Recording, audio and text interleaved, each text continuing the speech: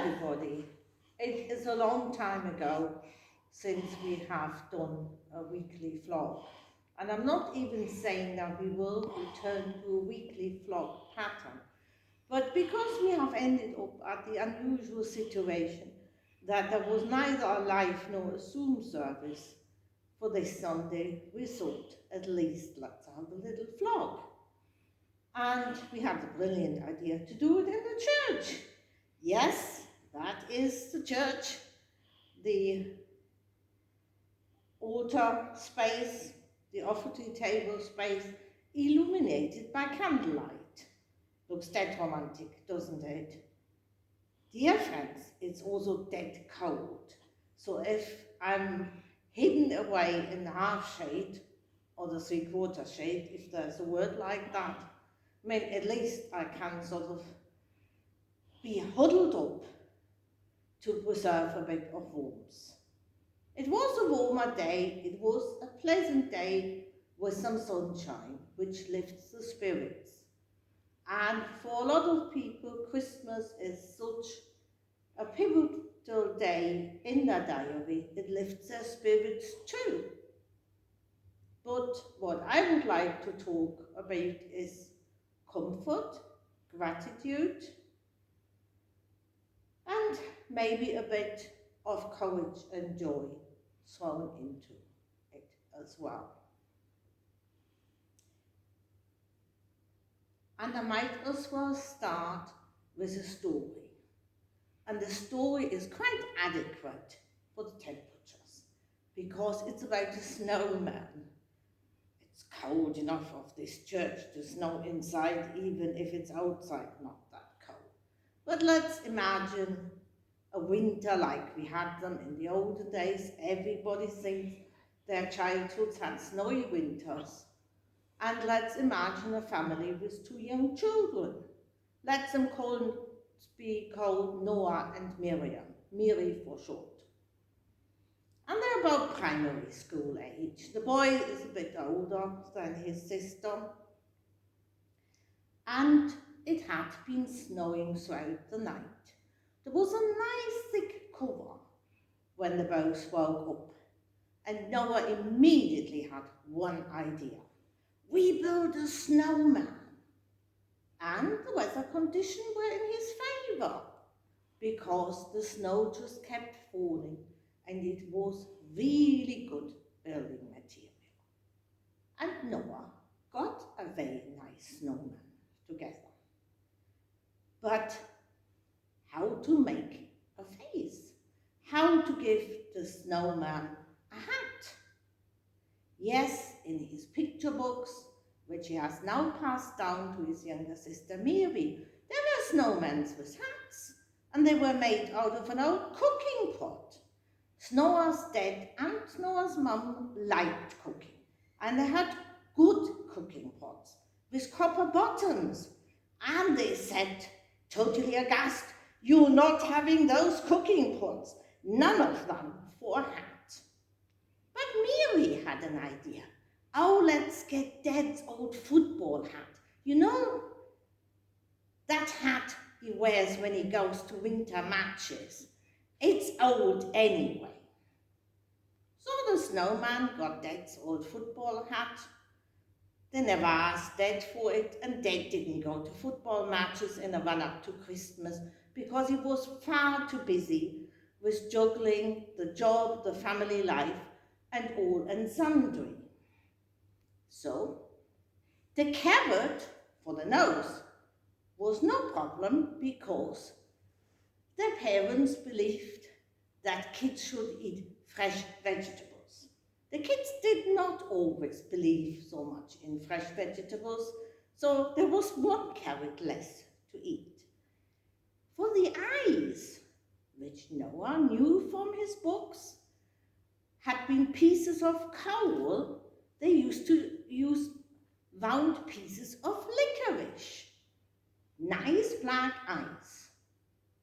And the snowman was nearly complete now, and Noah's mum believed that everybody had to be at the table when she was serving Sunday lunches. So the kids were called in, and we had a snowman with seeing eyes, a very nice orangey nose, but no mouth. And they just couldn't come up with anything even after they had finished eating their Sunday lunch. So the snowman looked a bit miserable. And everybody said, "We have a nice big snowman, but he's a bit grumpy."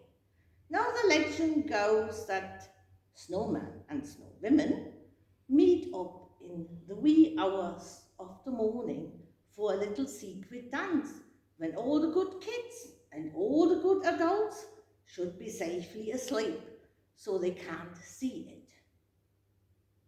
Mary and Noah looked out of the window. They weren't asleep, despite being reasonably good kids. And their snowman still stood there. He hadn't gone dancing.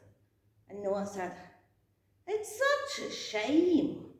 And Mary replied, "Yes, but would you want to dance with a grumpy snowman like ours?" The next day, the snowman's nose was hit by a very icy snowball, and now he was a grumpy snowman with a skew-whiff nose. The nose got repaired, it got replaced by a fresh carrot. And while Noah and Mary joined in the snowball fight, they found something hidden under the latest fallen snowflake. And it looked like a little bit of red plastic. And Mary said, "Oh, it must be a hair ornament. Let me try it, let me try it." It doesn't fit you, and it wasn't a bit of a hair ornament, or it ever had been one, then it wasn't big enough any longer. But it just had the right shape for a snowman's mouth. So pressed a bit of red plastic into the snowman's face, and there he was, not a grumpy snowman any longer, but a snowman with the biggest smile imaginable. And the next night, when the kids looked out of the window, the place where the snowman stood was empty. So he had gone to the dance of the snowman and the snow women after all, because he was not grumpy any longer. He had a smile. And sometimes it just takes a change of attitude. There is a story of a father playing Dungeons and Dragons with his daughters, and the village gets, the fictional village, their fictional inhabitants get threatened by wolves. And the father tries to amass weapons so that the wolves can be driven away. The daughters follow a totally different strategy. They amass animal food to feed the wolves and make them tame. So, since us Unitarians know that we should feed the good wolf, there is another example of what you can do with wolves. And for all people who have problems with this Christmas more than with the Christmases before and long for comfort, I had my doubts, and I still have some, all my reservations about the song of St. Francis, which is not actually St. Francis, but it's a misnomer, and Tom could tell you the whole story, but otherwise I would sit for ages in the cold. But it has the lines in it, and I don't quote verbatim, that it is more important to be the comforter than to be comforted. Now, what I do like is when science suddenly seems to back up religion. I've recently heard a report about PTSD, post-traumatic stress disorder in children who had been in war zones, severe family abuse situations, and things of a similar caliber. And there was a younger children's group and a slightly older one. And the assumption was that the older ones would actually be more aware of how bad things are and would be worse affected. The opposite actually meant it was true, because the older ones comforted very often the younger siblings and thus actually overcome adverse situations better. And it was the younger ones which were left totally bewildered, who felt more shocked, more traumatized, more faced with something for which neither pictures nor words seemed to be big enough. Somehow, some clever person had an idea what might help, because it is not always possible to remove all children from danger zones. And the possibilities were some really rather strange looking soft toys with long wobbly legs. And it was told to the young children that these soft toys, just like them, couldn't flee from what made them so afraid. So they needed to be comforted. And the long legs wrapped around the children. And that made them feel better. Now, I'm not saying get yourself a soft toy with long legs, but look at the wolves in your lives. We all have some. Take the wolves out of your closet, because the closet is no place for a wolf. Face them, tame them, and go in confidence that as a comforter, you will be comforted too. Probably not tit for tat, probably not even next day, but you are loved, you will be loved. No love is unrequited, and especially not the love from him, her, them, it, which we, for simplicity, just might call God.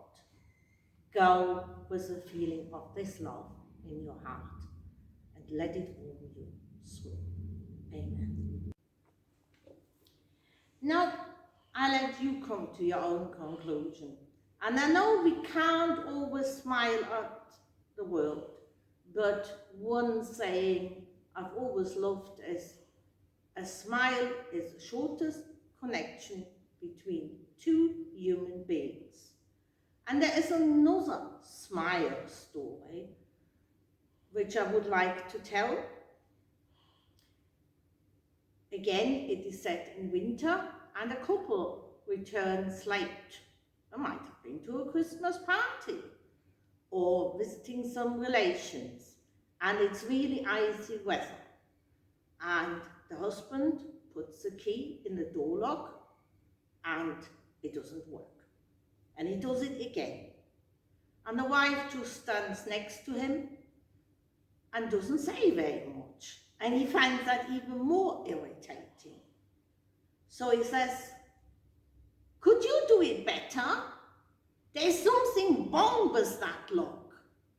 And the wife just smiles back and says, "No, it's not the lock, it's your face." And first he doesn't get it, and then he suddenly starts to laugh. And then he tries again. And because he had been all tense, and that was the reason why he couldn't get to grips with the lock, now the door miraculously opens. So a smile opens doors too. Doors to houses, and even more important, doors to other people. And we have the tradition that curtains permitting, and that is a big advice to everybody, and quite fire safety conscious, people actually put lights in their windows at Christmas time. And I think it's a lovely tradition. And I have recently heard that now it is also custom to put a green light in the window, and that is to welcome people who are not from the region you come from. In other words, foreigners, refugees, asylum seekers, all the incomers, because green, by popular tradition, is the color of hope. So if you put a candle in your window, why not making it a green one? That might be the expression of your smile being also there when you can't